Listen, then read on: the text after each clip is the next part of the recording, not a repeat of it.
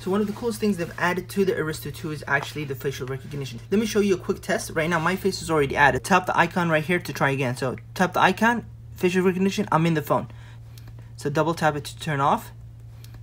Look at the phone, goes in. This is much faster than fingerprint touch. So I'm gonna go ahead and delete my face right now and just show you how easy it is actually to add your face.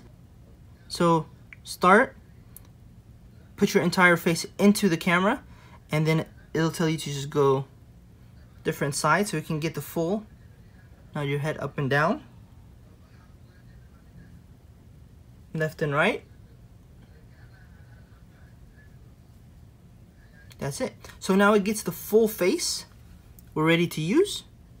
It's that simple. Go ahead and just turn it off. Turn it on. That's it.